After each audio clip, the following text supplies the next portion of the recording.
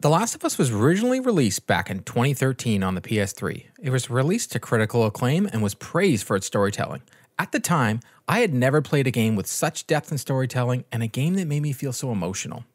The story was captivating, but everyone talked about the decisions along the way. It wasn't just a zombie game. It was heartwarming, it was suspenseful, and heartbreaking.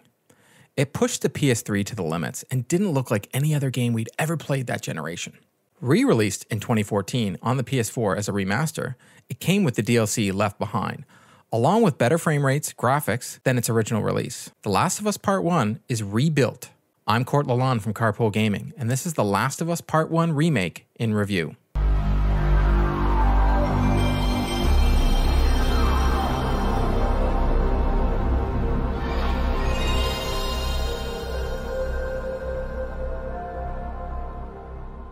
The Last of Us Part 1 Remake is rebuilt from the ground up with new assets and new character models. Even though I was skeptical when it was announced, I had even more doubts after the leaks. They have included the Left Behind DLC as well in this version. Neil Druckmann mentioned that releasing this remake allowed him to show the team's true vision behind the game, but at the time, the consoles just couldn't do what they wanted when they released it originally.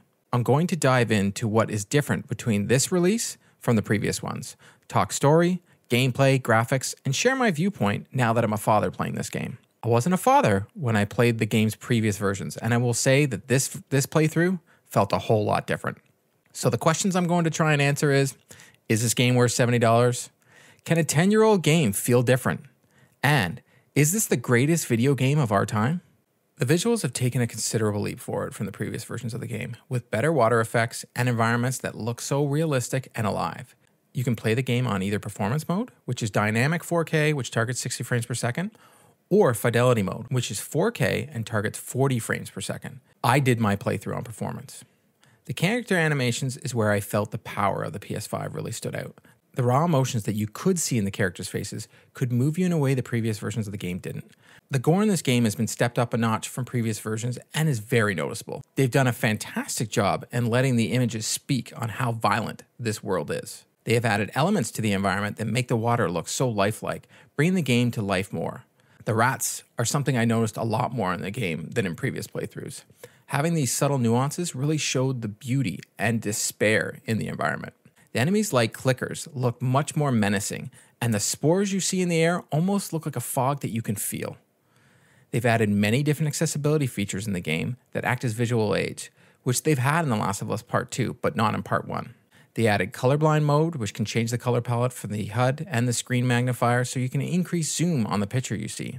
They've added so many more graphic accessibility features that this should be praised, and honestly can constitute in its own review. I will say off the bat, play this game with headphones so you can experience the spatial audio. They have accessibility features on the audio as well, with screen reader, cinematic descriptions, and even using the DualSense vibrations as audio and combat cues. To be able to hear a raindrop behind you or even an enemy like a clicker and know where they are on the screen based on the sound is a whole level of immersion. I do want to play the previous versions of this game just to see how it feels. They have added the ability to speedrun the game and see if you can beat your times. They've changed the enemy AI to make you more responsive and intelligent. The enemies will no longer hide behind something so you can just shoot them when they pop their head up. The enemies go after you and evade you only to try and come up right behind you and kill you. The difficulty settings have also changed, so now they offer very light, moderate, hard, survivor, grounded, and custom. With gameplay modifiers, you can spend points earned throughout your playthrough to add cheats to the game if you want to do it on New Game Plus. The DualSense adds a whole new dimension to the game as you feel when you fire a gun, when you pull back on your bow. You get resistance in the trigger. The weapon sway and shooting still doesn't feel like most modern games, but the sway can be changed via the upgrade tree. Upgrading your weapons is essential as you progress the story, so make sure you collect all parts and upgrading at your workbench when you have a chance, because you'll have a better chance against the enemies. The crafting system feels just as good as it did in the previous games, and I still love the sound it makes when you craft each individual item. The combat doesn't feel like there's much of a change, besides the enemies have become more intelligent.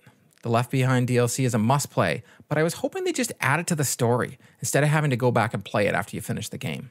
After playing through the story of The Last of Us Part 1 for my 5th time, I finished it twice on the PS3 and twice on the PS4, I can safely say that this is the definitive version of the game.